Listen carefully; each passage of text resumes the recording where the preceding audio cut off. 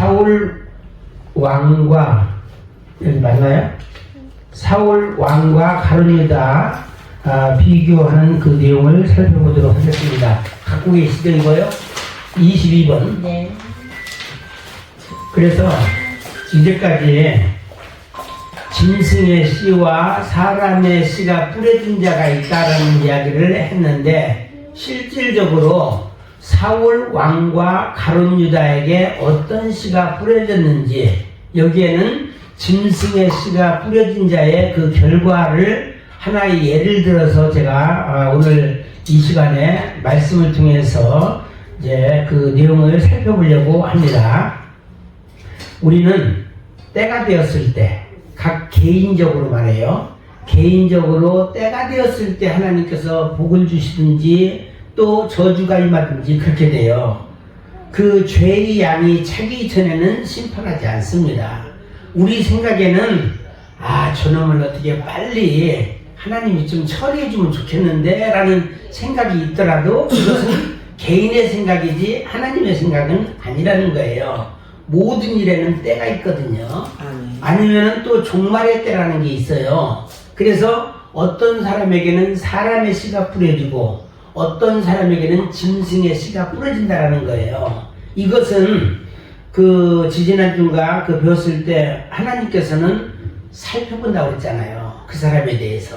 각자 여러분들 한 사람 한 사람에 대해서 워치오버라고 그래요. 그거를 살펴본다.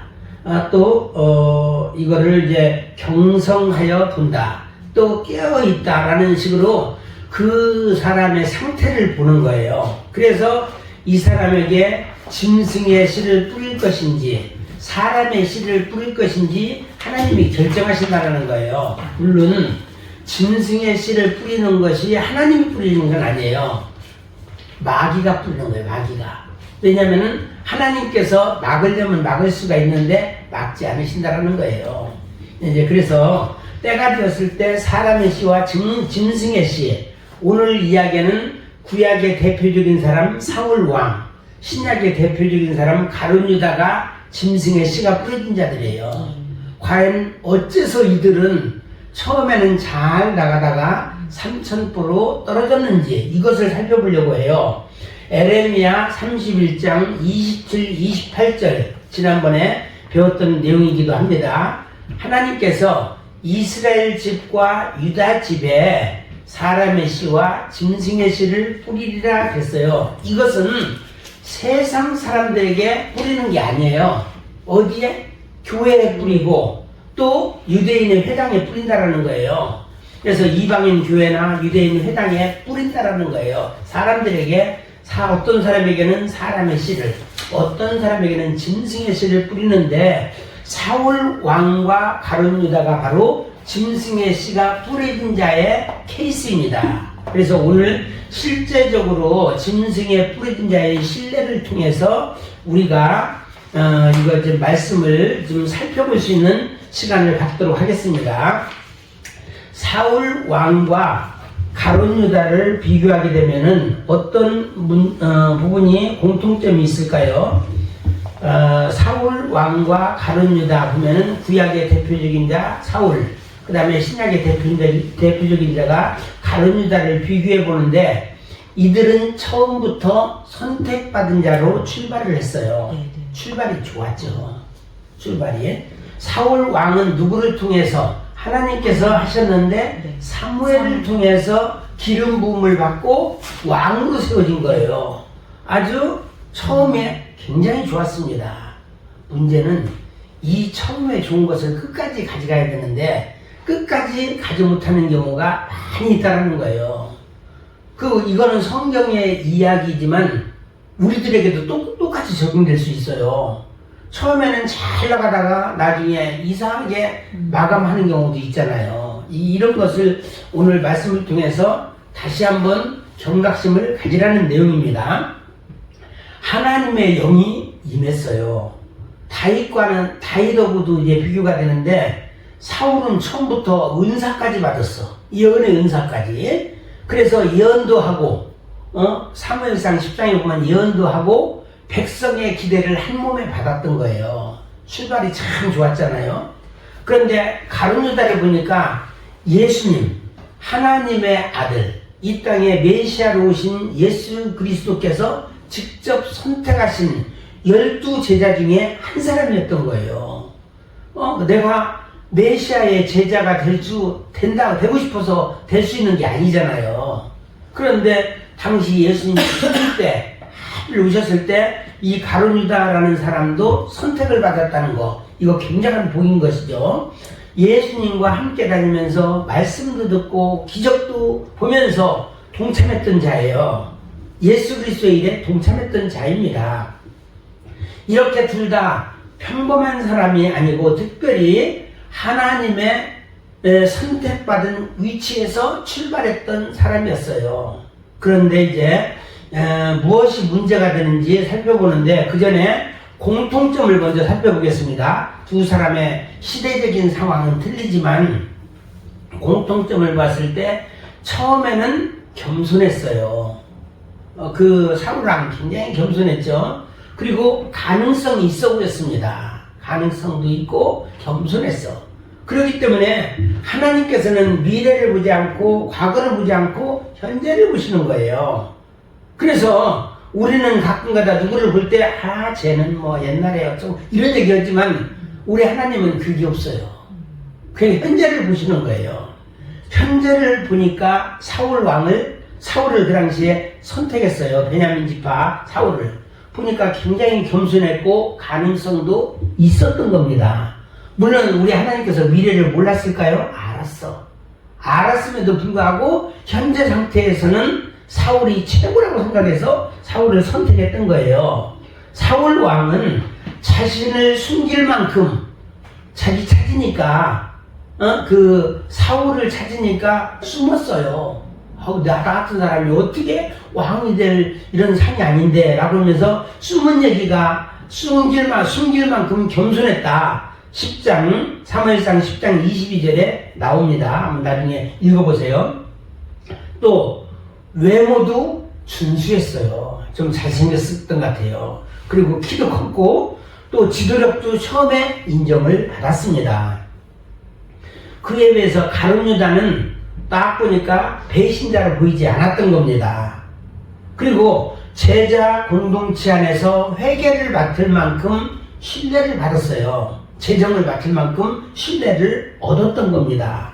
둘 다 유망하고 기대되는 인물이었기 때문에 하나님으로부터 선택받은 존재가 되었던 겁니다.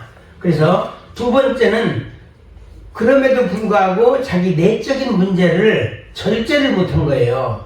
우리는 성령의 9가지 열매 중에서 마지막이 뭐예요? 절제잖아요. 절제를 잘해야 돼, 절제를. 그런데 내 힘으로 절제가 안 될 때가 있어요. 근데 이유가 있어, 그것도. 왜냐하면 계속 그냥 탐욕이라든지 좀 세상적인 것에 자꾸 따라가니까 어느 순간에는 절제가 안 되는 경우잖아요. 맞아요. 어떤 사람은 사람에 따라 다 틀려요. 약한 부분이 있잖아요. 육신의 정욕에 약한 사람, 안목의 정욕에 약한 사람, 이생의 자랑에 약한 사람 다 이게 있잖아요. 어느 날 갑자기 너무너무 짜증나고 힘들어서 먹기 시작했는데 먹고 또 먹고 하다 보니까 어떻게 해요? 몸매가 몇십 킬로 찌는 사람이 있잖아요. 그러다가 나중에 이런 사람들은 자기 스스로는 안 돼. 외부에서 도와주지 않으면 안 돼요. 강제적으로 뛰어내기 전에 힘들잖아요. 그래서 결국은 절제해가지고 다시 이제 자기 그 처음 상태를 되찾은 사람도 있어요. 마약도 마찬가지야. 한번 입에 댔다면 못 끊어요. 좀 전에 얘기했지만 타바코도 똑같아. 이거 안 끊어져, 이것도. 뭔가 외부의 어떤 힘에 의해서 중대한 결심을 하든지 어떤 사람이 강제적으로 그렇게 하든지 하기 전에는 힘들어요. 이제 우리 같은 경우는 내적인 동기, 하나님의 말씀과 성령이 강력하게 와가지고 내가 이거 안 끊으면 큰일 난다는 생각을 가졌을 때 끊을 수가 있는 거거든요. 이 사람마다 이 절제가 안 돼가지고 망한 사람들이 상당히 많은데 이 사울이나 가룟유다가 절제를 못한 거예요. 내면적인 문제를 절제를 못한 겁니다. 그러다 보니까 어떻게 돼요? 교만이 싹트기 시작했죠. 또 사람의 시선을 많이 의식해. 사울왕 같은 경우는 사람의 시선을 굉장히 의식한 사람입니다. 그리고 또 자기 보존 본능이 굉장히 뚜렷해요. 자기가 굉장히 중요해. 나를 위해서는 모든 것 다 아낌없이 써. 그렇지만 부모의 형제나 이웃을 위해서는 안 써. 이런 사람들이 있어요. 자기를 위해서. 이게 좀 문제가 있는 것이죠. 결국은 하나님보다 백성의 눈치를 더 살폈던 거예요. 누가? 사울왕이. 왕이 됐을 때 하나님의 말씀보다는 백성의 눈치 보는 것이 우선이 된 거예요. 그리고 또 자기 왕권을 우선했던 거예요.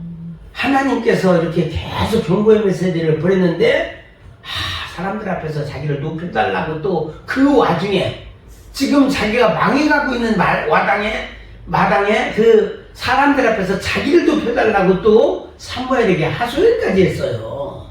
이제 주제 파악을 못했던 것이죠. 가룟 유다는 또 어땠을까요?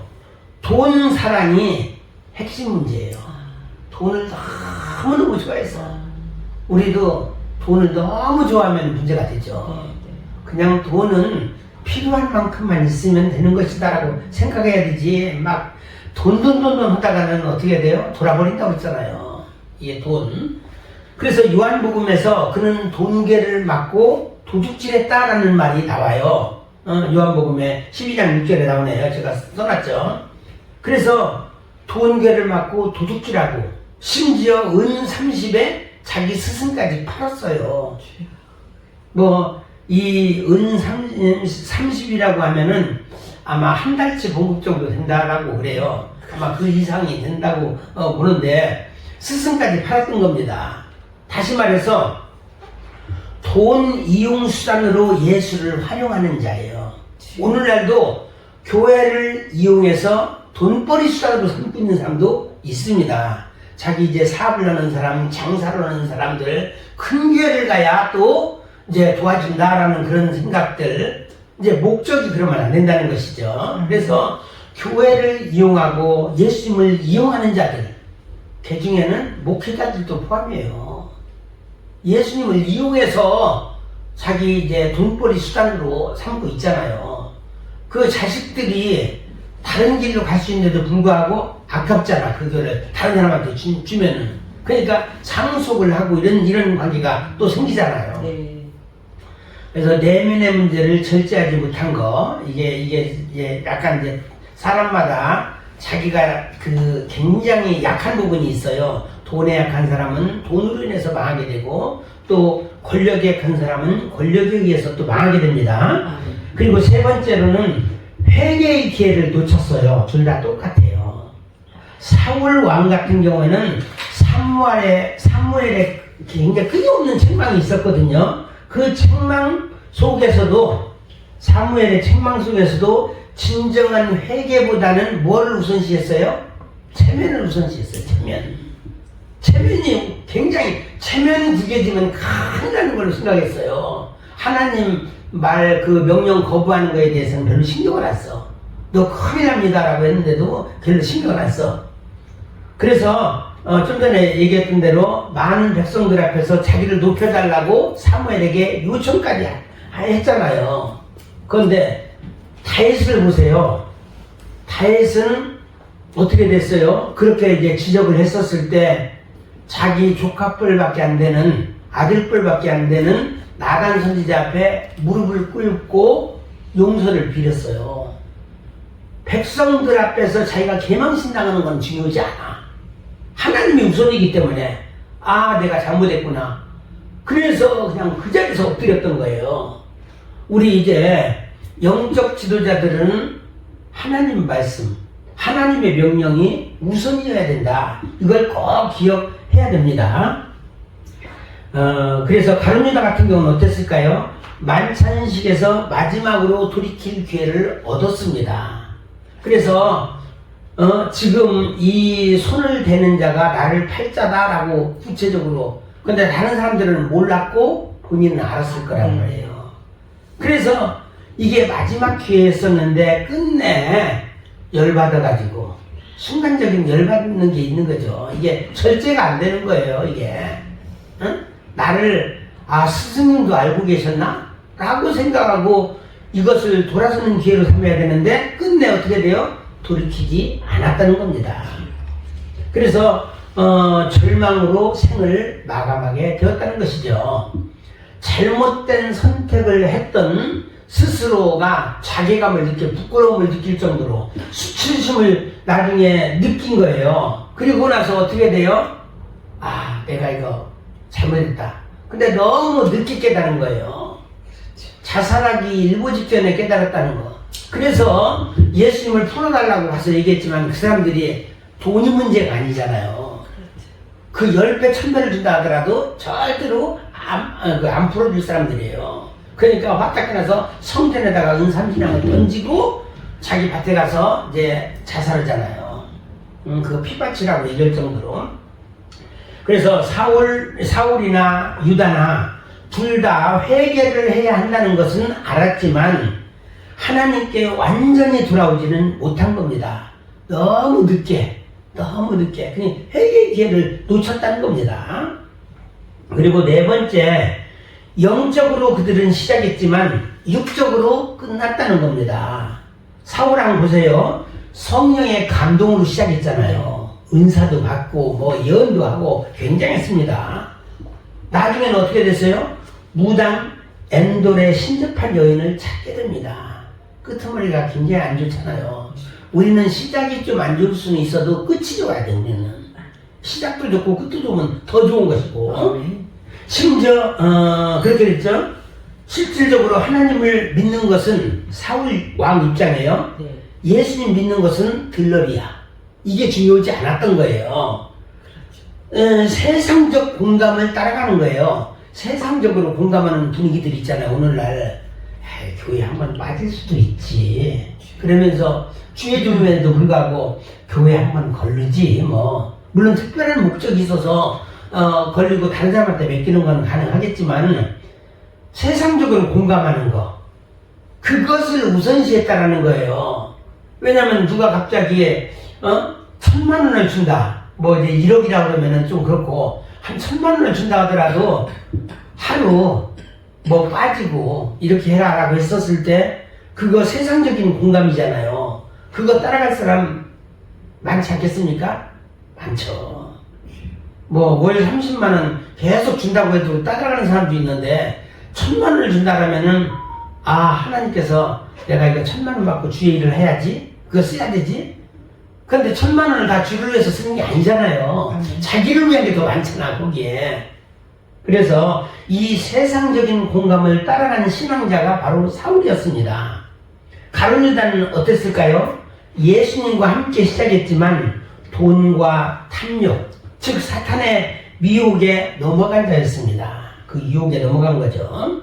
둘 다 하나님과의 관계로 시작을 했지만 육체의 욕망과 불순종으로 생을 마감하게 되었다는 겁니다.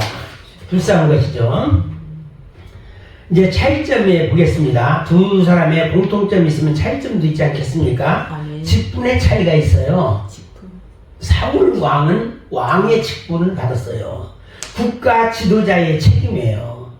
국가 지도자의 책임을 감당하다가 무너진 겁니다.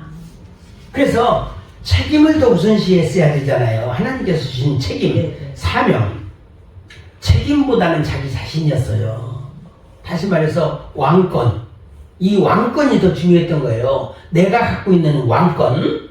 그 이기적인 신앙자죠. 이기적인 신앙자. 하나님께서 왕권을 맡긴 것은 하나님께서 원하시는 사명, 그 책임을 감당하라고 주셨는데 책임보다는 자기 왕권을 우선시했다라는 거예요.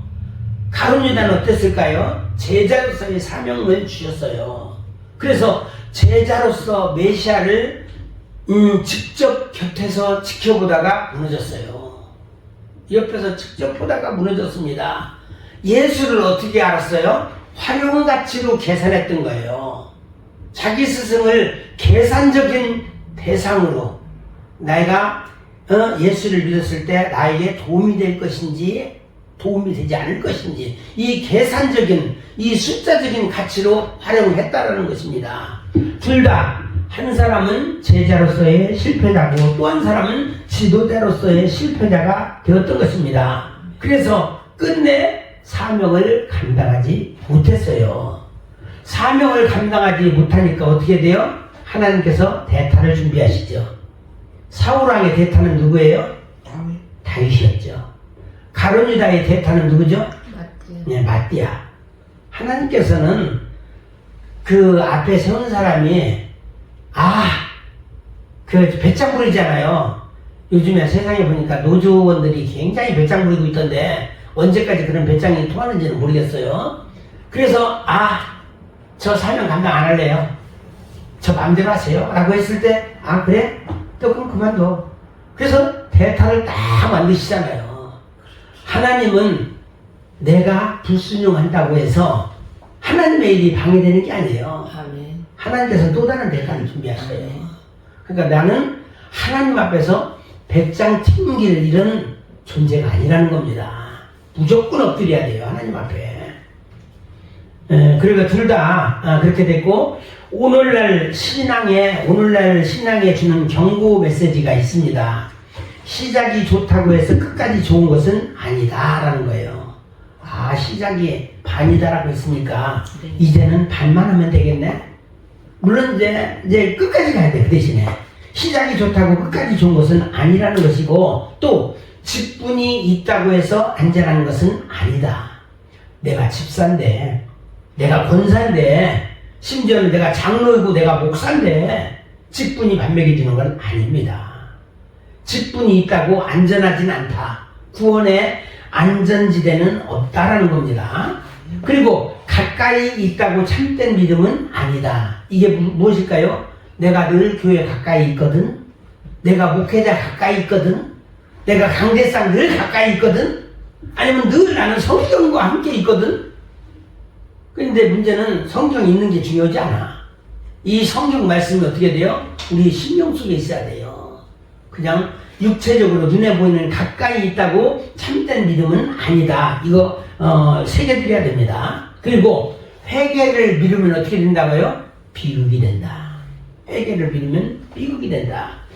속히 하나님의 뜻을 따라야 된다. 언제? 지금이에요.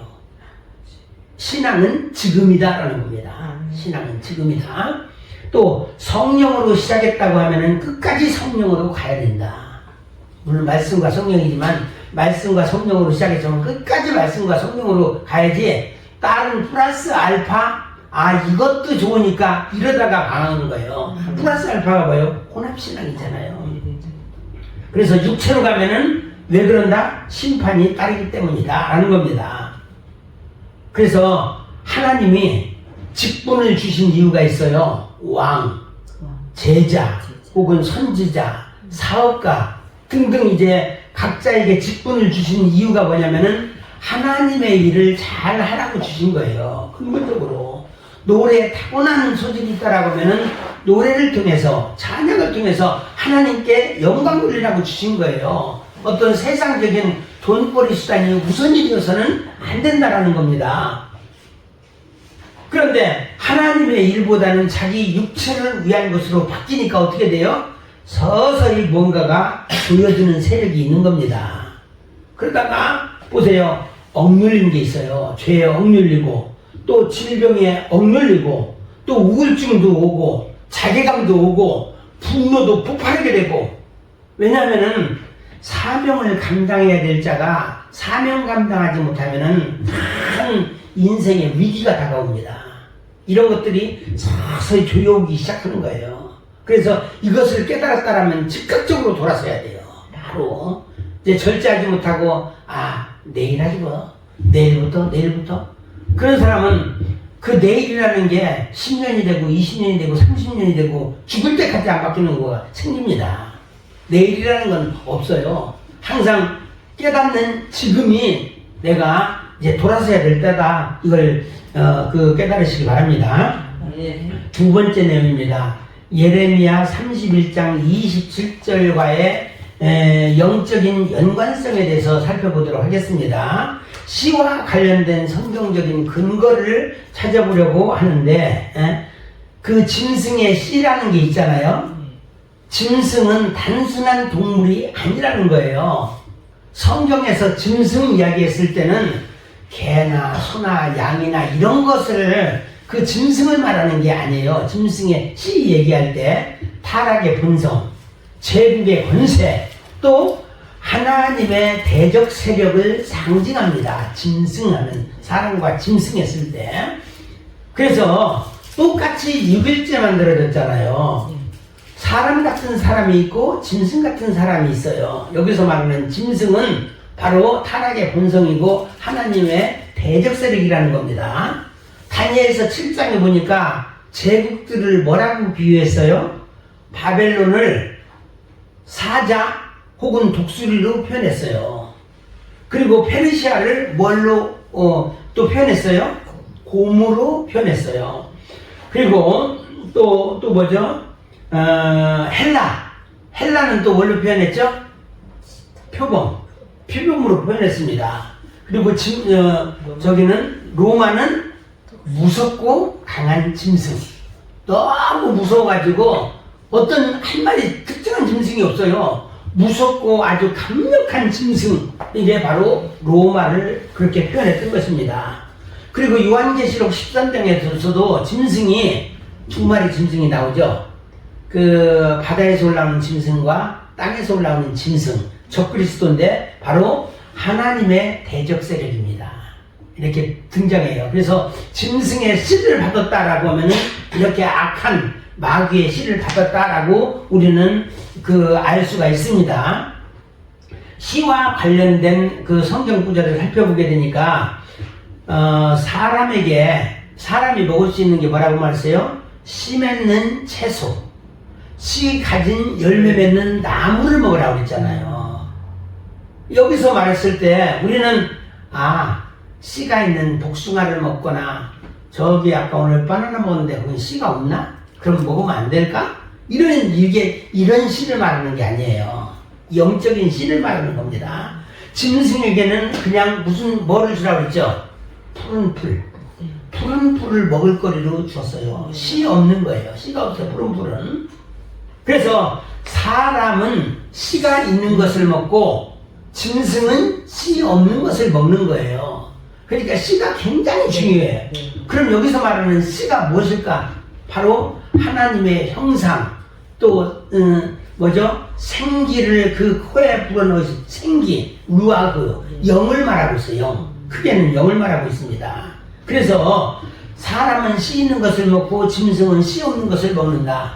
다시 말해서 우리가 이 말씀을 먹어도 어떤 말씀을 먹어야 돼? 씨 있는 말씀이면 영의 말씀이에요. 씨 없는 말씀이라고 하면은 그냥 지식의 말씀이에요. 그래서 우리는 씨가 있는 것을 먹어야 된다. 이것을 알아야 된다는 것입니다. 그런데 선악과 사건 이후에 사람 중에도 사람의 씨와 짐승의 씨가 뿌려진 자들이 등장합니다. 바로 이제 아담 이후의 후손들 중에서 짐승의 씨가 뿌려진 자가 누구예요? 가인이죠. 가인이 그랬어요. 아벨을 쳐 죽였잖아요. 네. 그리고 나서 다시 이제 그 사람의 씨가 뿌려진 자가 등장하는데 그게 누구예요? 셋이 등장하죠. 그래서 셋과 가인, 이게 바로 사람의 씨가 뿌려진 자와 짐승의 씨가 뿌려진 자로 나뉘는 것을 보게 됩니다. 이 세상에는 이렇게 나눠져 있어요. 그런데 사실 사람의 씨가 뿌려진 자는 끝까지 가야 되는데 문제는 끝까지 못 가는 경우가 많다는 거예요. 이제 시기종이 되는 거야. 그래서 그 창세기 27장인가요? 거기에서는 뭐라고 말했어요? 돌연변이라고 얘기했어요. 돌연변이. 아름지고 또 뭐 얼룩지고 천백이 이런 것들이 이런 존재가 된다는 거예요. 평범한 사람이 되어서는 안 된다는 것이죠. 그래서 무진장 열심히 하는 자를 말하는 게 아니에요. 그냥 사람의 씨가 뿌려진 자가 되어야 된다는 겁니다. 교회 안에 있는 자들은 본래 사람의 씨가 뿌려진 자들인데 때가 되니까 또 종말의 때가 오니까 어떻게 돼요? 그 중에는 사람의 씨가 뿌려진 자도 있고 짐승의 씨가 뿌려진 자도 있더라 이 말입니다. 이게 예레미야 31장 27절에 있는 내용입니다. 이것을 신약에서는 또 어떻게 표현하고 있어요? 마태복음 13장으로 들어가게 되는데 좋은 씨가 뿌려진 자가 있고 가라지가 뿌려진 자가 있다고 했어요. 좋은 씨는 누가 뿌렸어요? 예수님이 뿌렸어요. 인자가. 근데 가라지는 누가 뿌렸어요? 예, 마귀가 뿌린 겁니다. 마귀. 그래서 에레미야 31장 27절에 나오는 사람의 씨는 누가 뿌린 거예요? 예수님이 뿌린 것이고 짐승의 씨는 마귀가 뿌린 것인데 종말에 각자 이제 때가 이르렀을 때 여러분의 때 있잖아요. 때가 이르렀을 때 이 씨가 뿌려지는 겁니다. 그러니까 우리는 어느 순간에도 잘난 척하면 안 돼. 또 교만에 빠져서도 안 됩니다.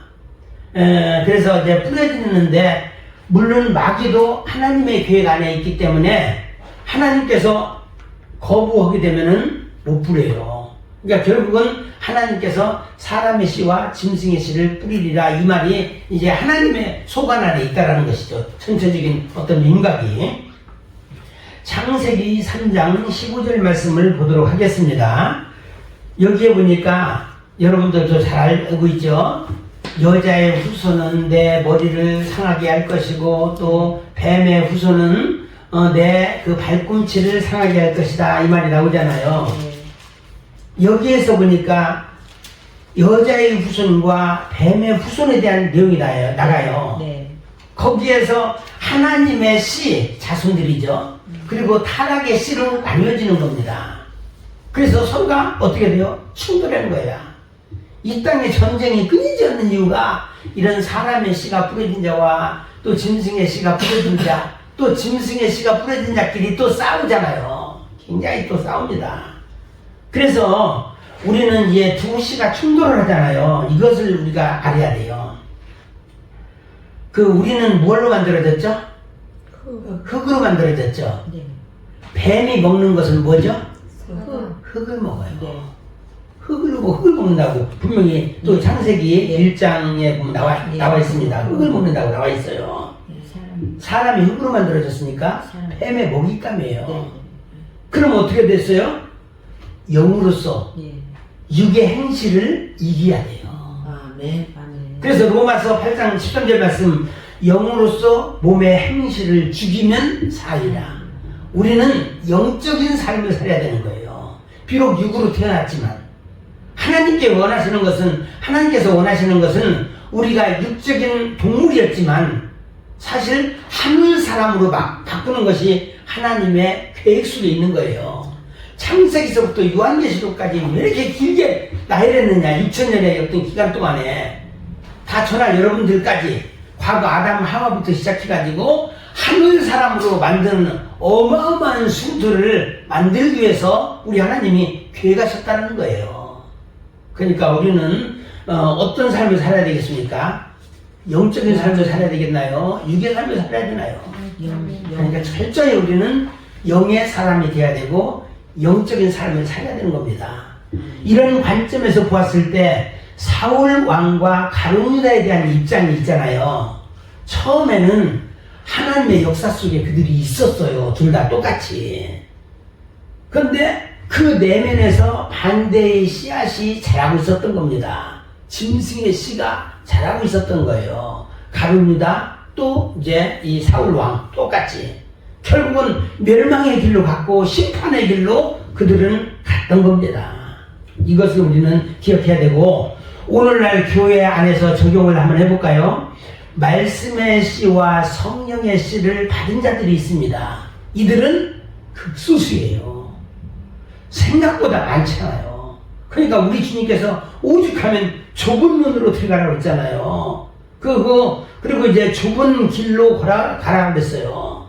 극소수이기 때문에 그래요. 그런가 하면 탐욕의 씨, 또 시기의 씨, 두려움의 씨가 뿌려진 자들이 있습니다. 교회 안에 이들이 대다수예요.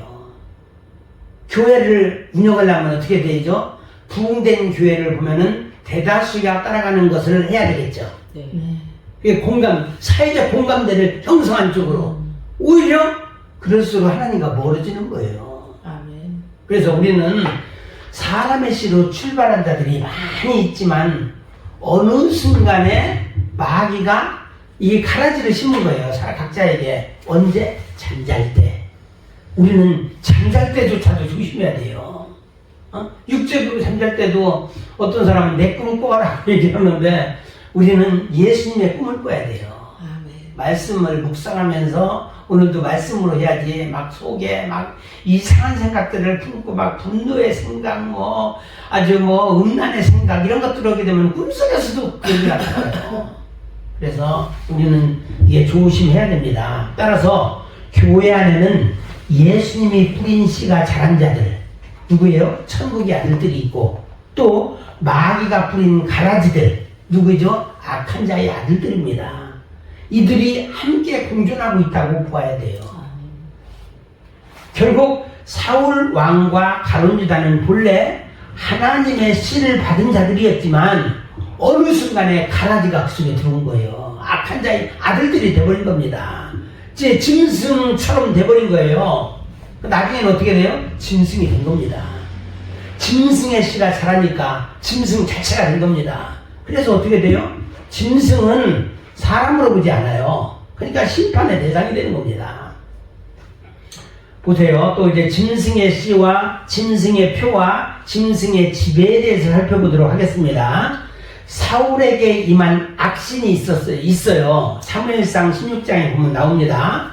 사울에게 여호와께서 부리신 악신이 그를 번뇌케 한지라 이 얘기가 나오잖아요. 16장 14절에 나옵니다. 이는 하나님이 악신이 되어서 그 속에 들어갔다는 건 아니라고 그랬죠. 하나님의 주권 아래 허용된 심판적인 영적 혼란이 지금 들어온 거예요. 마귀를 통해서. 그 틈에 나의 먹잇감인데? 라고 노리게 되잖아요. 그 누구도 그랬잖아요. 얘가 또 가라지를 먹었네? 라고 생각하고, 가룟 유다가, 얘가 또 조각을 먹었네? 이거 있잖아요. 조각을 먹으면 안 된다고 했잖아요. 부스러기. 네. 얘는 내 밥이다. 나가니까 바로 생각이 들어가 버리잖아요. 마귀는 생각을 통해서 역사하니까 우리는 생각도 조심해야 돼요. 내 속에 이러면 안 되지. 이상한 생각하고 있다면 흔들고 다시 그 생각이 나가게끔 해야 돼요. 내 자신이 스스로 절제를 할 수 있어야 됩니다. 그래서 영적 혼란이 오는 거예요. 여호와께서 부르신 악신이 그를 번뇌케 했다. 사울왕 이야기입니다. 과연 이것은 구체적으로 무엇을 의미할까요? 하나님의 악을 창조했다는 것일까요? 아니죠. 그건 아닙니다. 지금 이제 사울은 어떤 마음이 왔어요? 질투의 질투가 올라온 거예요. 질투심. 그래서 다윗을 죽이려고 하는 집착력이 온 거예요. 집착은 별로 안 좋잖아요. 서로가 부부간에도 서로가 집착으로 하면 안 되죠. 서로가 인격체로 돼야지 너는 내 소유야 막 이렇게 하게 되면 그때부터 싸움 나기 시작하는 거예요. 교회 안에 있든 교회 밖에 있든 누구라도 하나의 인격체로 봐야 되지 이렇게 집착을 하면 안 돼요. 내 성도라고 막 이렇게 해가면 또 힘들어요. 그것도 아니야. 우리는 전부 그리스도의 제자라고는 입장이 돼야 됩니다. 평신도가 됐든 누가 되었든. 그래서 다윗을 자기 소유물로 생각을 하고 여기에 너무 집착을 해버려요. 그래서 자기 소유물이니까 내가 죽일 수도 있다라는 식으로 함부로 대했던 것이죠. 그리고 감정 기복. 막 감정이 왔다 갔다 하잖아요. 막 생각이 자꾸 오니까. 그리고 영적으로 어떻게 돼요? 불안하죠. 막 불안이 막. 그래서 죄 지은 사람은 마음이 편안할까? 요즘에 막 별의별 법들이 막 통과되고 요새 개헌이다 무슨 법이다 막 전혀 생각지 않은 법들도 통과하고 그러면 그 꼭대기에 있는 그 사람은 마음이 평안할까? 아니겠죠. 얼마나 불안하겠어요. 그리고 폭력성도 나타나요. 폭력성. 사람이 폭력을 휘두르게 되면 그 사람은 마음이 약해졌구나 그렇게 생각해야 돼요.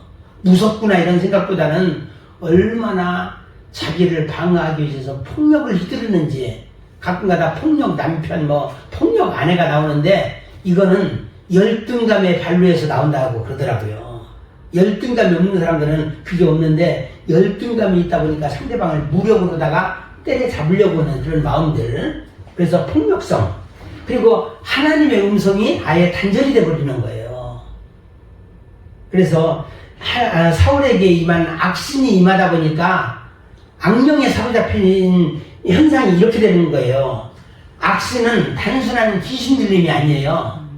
총상으로 왔다 또 나갔다 왔다 나갔다 그러잖아요. 하나님을 거절한 삶의 결과로 찾아온 영적인 붕괴예요.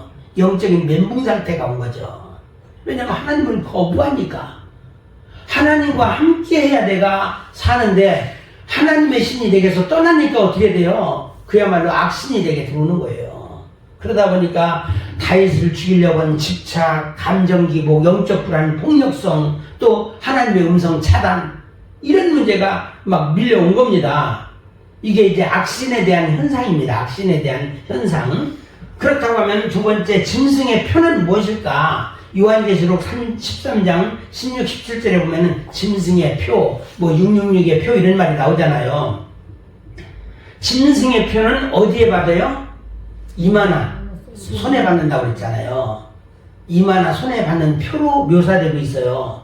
이것에 대한 세 가지 해석이 있어요. 이건 신학자들의 해석. 저는 사실 이렇게 해석을 하는데, 신학자들의 해석은 첫 번째 문자적인 해석이에요. 뭐냐면은 실제 미래에 이런 식별표가 등장한다라고 하는 주장이에요. 신학자들 이거 글자 그대로 문자대로 해석해서 경제 통제 시스템이다라고 그러는 거예요.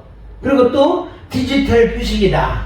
그래서 666이라고 하는 숫자를 쓰진 않았지만 그게 바로 짐승의 표다라는 겁니다. 문자적인 해석을 하는 사람이 있는가 하면은 상징적으로 해석하는 사람도 있어요. 짐승 권세에 대한 충성과 소속을 표시하는 것이다. 이것도 맞다고 봐야죠. 그래서 이마에 받는 건 뭐예요? 생각이나 가치관. 이것이 내가 짐승에게 속했다라는 거예요. 내 생각이나 가치관이. 그리고 손에 받는다는 것은 이제 행동, 실천으로 옮긴다는 거죠. 이제는 짐승의 생각을 손수다도 행동으로 옮긴다라는 겁니다. 이는 하나님 대신 세상 권세를 따르는 삶의 표식이라는 거예요. 이게 실제로 이런 사람들은 어떻게 돼요? 짐승의 표를 받게 되면 그들에게 충성을 다짐하게 됩니다. 이제 표가 있으니까 그게 이제 우리의 모든 것을 다 지배해버리잖아요. 속에 부임의 투 유전자 전에 들어봤죠? 하나님을 가까이 하려고 하는 그 마음, 이것이 없어지는 거예요. 그 표를 받으니까. 그리고 또 혼합적인 해석이에요. 이것은 미래의 실제이면서 동시에 영적인 충성의 상징이다. 이제 이 아까 문자적인 것과 상징적인 것을 다 둘이 포함해서 나타나는 겁니다.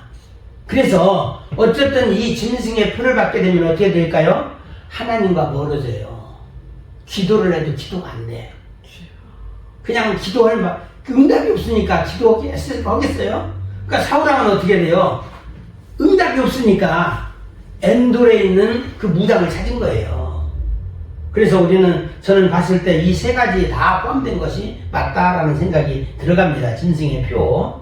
그래서 이 영적 붕괴가 일어나게 되면 어떻게 돼요? 슬럼프 상태, 영적인 멘붕 상태. 그러다 보니까 의욕을 상실하게 되고 동기도 상실하게 되고 우울감, 분노감, 자괴감 이런 것들이 몰려오는 거죠. 그렇다고 하면 이제 처음에 다시 얘기했던 짐승의 씨란 무엇일까요? 이건 통찰력 있는 상징의 용어이기도 합니다. 이게 처음에 짐승의 씨를 우리가 뿌려진다고 했잖아요. 이건 타락의 성향이에요. 타락의 성향. 타락의 성향이 내 속에 꿈틀대고 있으니까 이제 점점 그때부터 이상하게 흘러가는 거죠.